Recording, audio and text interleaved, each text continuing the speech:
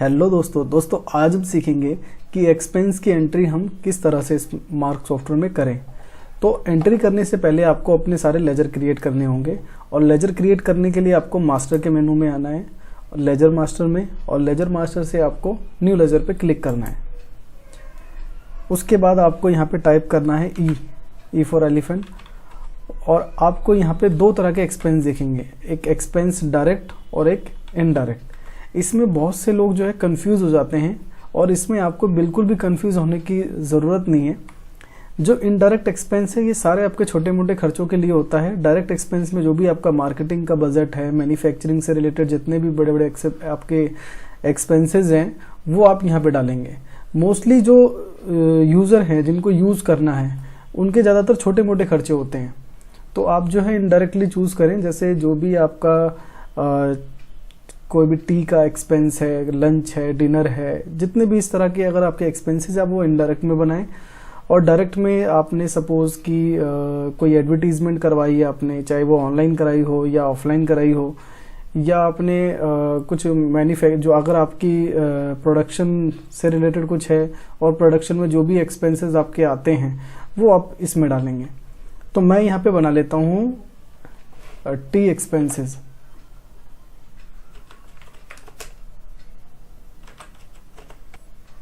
ठीक है, तो जो भी आपका एक्सपेंस का टाइटल है वो यहाँ पे आप डाल सकते हैं। जैसे मैंने टी एक्सपेंस डाला है, अगर आपका लंच एक्सपेंस है, डिनर है, या आप इतने सारे लेजर बनाना नहीं चाहते, आप डेली एक्सपेंस का एक लेजर बना के इन सबको इसमें डाल सकते हैं।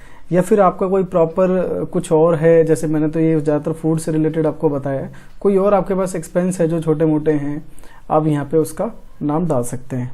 और इसमें कोई भी प्रॉपर इन्फॉर्मेशन डालने की रिक्वायर्ड नहीं है कि आप उसका इसमें एड्रेस वगैरह डालें, जीएसटी, कोई ऐसी रिक्वायरमेंट नहीं है। आप सिंपली जो है लेजर नेम में डाल दें ताकि आपको ये पता रहे कि ये लेजर किस चीज़ का है। उसके बाद जैसे आप सेव कर देंगे, कंट्रोल W से मैंने सेव किया है, और सेव करने के बाद आपको ये ऑप्शन दिखेंगे। अगर आपको और भी एडिशनल डिटेल्स डालनी है तो आप यहाँ पे डाल सकते हैं। और ऐसे ही मैं एक लेजर और क्रिएट कर लेता हूँ डायरेक्ट के अंदर, और इसको मैं बना लेता हूँ एड्स। ठीक है, और इसको मैं सेव कर देता हूँ कंट्रोल W से।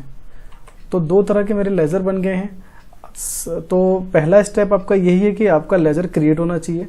दूसरा स्टेप है आपके पास कि आप इसकी जो पेमेंट की एंट्रीज है आपके एक्सपेंस की वो कैसे करें। वो सिंपली है, आप जैसे अपने वेंडर की पेमेंट करते हैं, परचेज लेते हैं, उसके बाद पेमेंट करते हैं, तो उसी ऑप्शन में आपको जाना है। तो ये एक सिल्वर वर्जन है, तो आपको ये सारे शॉर्टकट बटन आपको दिख रहे हैं। अगर आपके पास बेसिक वर्जन होगा तो ये दो ऑप्शन आपको नहीं दिखेंगे, ये पूरा ब्लैंक होगा आपका। तो इसके लिए आपको अकाउंट्स में जाना है, वाउचर एंट्री, और वाउचर एंट्री में पेमेंट एंट्री। और अगर आपके पास सिल्वर है तो डायरेक्टली आप शॉर्टकट बटन पे क्लिक कर दें।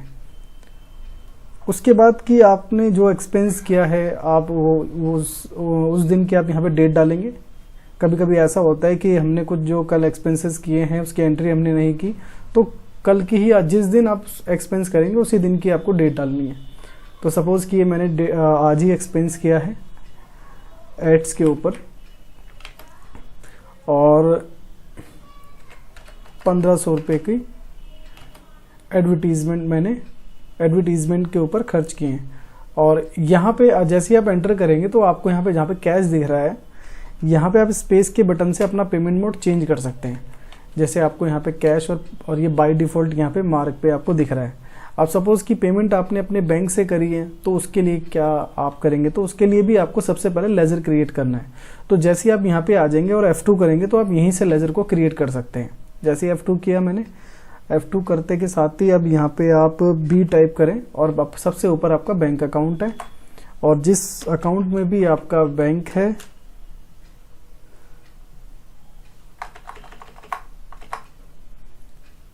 जिस बैंक में भी आपका अकाउंट है उस बैंक का आप यहाँ पे नाम डाल दें लेजर में।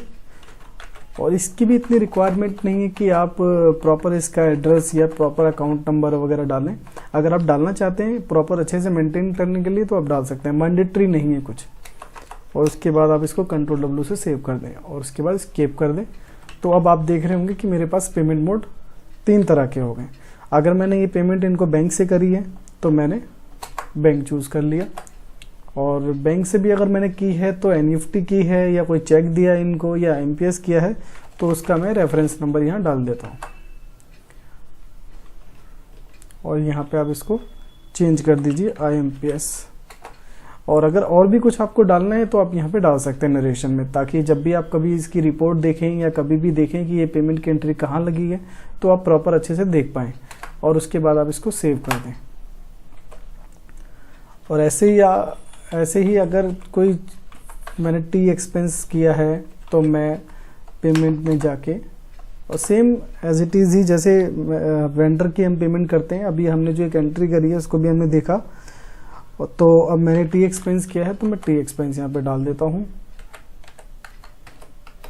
उसके बाद ये टी एक्सपेंस मैंने कैश ही किया है और नरेशन में जैसे मैंने डाल दिया, जिससे ये पता आप नरेशन में डाल दें जिससे आपको ये पता रहे कि आपने जो ये पैसे दिए हैं ये किस चीज़ के पैसे दिए हैं। क्योंकि रिपोर्ट में और पेमेंट एंट्री जब देखेंगे आप तो आपको यहाँ पे तो ये चीज़ आपको वहाँ पे शो होगी। तो लेजर कैसे बनाना है आपने पहले स्टेप में ये सीख लिया। और लेजर की एंट्री कैसे करनी है, मतलब कि आपको एक्सपेंस की एंट्री कैसे करनी है, ये आपने सीख लिया सेकंड स्टेप में।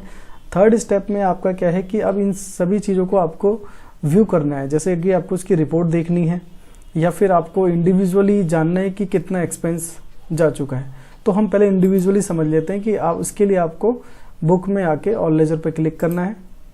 और जैसे आप देखना चाहते हैं कि एडवर्टीजमेंट का टोटल खर्च कितना है तो ये 1500, तो हमने एक ही एंट्री करी हुई, एक दो एंट्री हम और कर लेते हैं। अब हम देखते हैं इंडिविजुअली।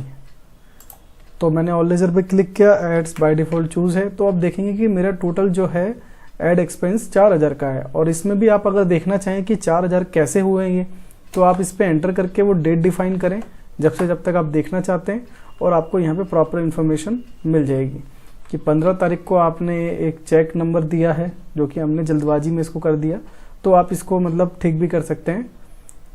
और 2500 रुपये का, उसके बाद हमने 1500 रुपये का। अब सपोज कि हमसे जो है ना ये वाली एंट्री गलत हो गई है तो आप इस पे एंटर करें और यहाँ पे आपको दिखेगा मॉडिफाई का ऑप्शन।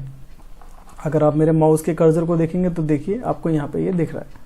तो मैंने मॉडिफाई पे क्लिक करके जो मेरे से इसके अंदर गलती हुई है उसको मैं चेंज कर देता हूँ कि ये चेक नंबर नहीं, ये IMPS नंबर है। ओह सॉरी, गलती होगी, IMPS। उसके बाद इसको मैंने सेव कर दिया। और ऐसे ही सपोज कि अगर आपकी कोई पेमेंट की एंट्री गलत है या फिर आप इसको डिलीट करना चाहते हैं तो आप इस पर डिलीट पे क्लिक करके यस कर देंगे, आपकी ये एंट्री डिलीट हो जाएगी। और ऐसे ही अगर मैं टी एक्सपेंस देखना चाहूँ तो ये 1380 रुपये का हो चुका है। और कैसे हुआ ये मैं यहाँ पे डेट डिफाइन करके देख सकता हूँ कि ये इस टाइम पे इतने रुपये खर्च। और सेम इसमें भी जैसे कि हमने इसमें नरेशन नहीं डाला तो इसको भी आप मॉडिफाई कर सकते हैं।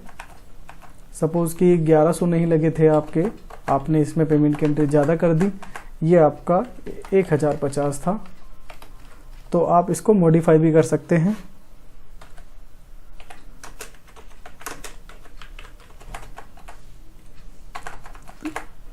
ठीक है, आप डिलीट भी कर सकते हैं, मॉडिफाई भी कर सकते हैं। तो कैसे मॉडिफाई करना है, कैसे डिलीट करना है, ये भी आपने सीख लिया। और इंडिविजुअली अगर हमें किसी की रिपोर्ट देखनी है कि क्या खर्च है, ये भी आपने सीख लिया। अब हमें सबको सेंट्रल देखना है, सेंट्रल जैसे कि हमें कि टोटल एक्सपेंस कितना है। तो आप इसके लिए रिपोर्ट में आएंगे, रिपोर्ट में आने के बाद अकाउंट रिपोर्ट में एक्सपेंस पे आप क्लिक कर देंगे।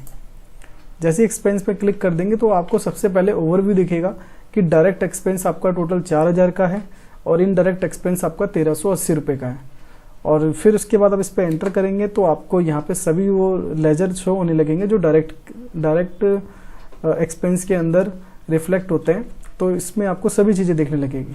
तो जैसे कि हमने इनमें कोई ट्रांजेक्शन नहीं करी, हमने एड्स के ऊपर ट्रांजेक्शन करी है तो हमने एड्स पे डाल दिया। और जैसे ही हमने वहाँ पे देखा था कि हमें इसकी स्टेटमेंट दिख गई तो आप यहाँ पे भी इसको इसी तरह से देख सकते हैं, मॉडिफाई कर सकते हैं, डिलीट कर सकते हैं। तो इंडिविजुअली कैसे देखें पेमेंट की एक्सपेंस की रिपोर्ट और सेंट्रल कैसे देखें, तो दोनों तरीके से आपको रिपोर्ट भी पता लग गई और आपको लेजर कैसे क्रिएट करना है एक्सपेंस का और एक्सपेंस की एंट्री कैसे करनी है। आई होप आपको बहुत अच्छे से समझ में आएगा। अगर फिर भी आपका कोई क्वेश्चन है तो आप मुझसे कमेंट कर सकते हैं और फिर मैं उसका आपको रिप्लाई ज़रूर दूंगा। Thanks for watching.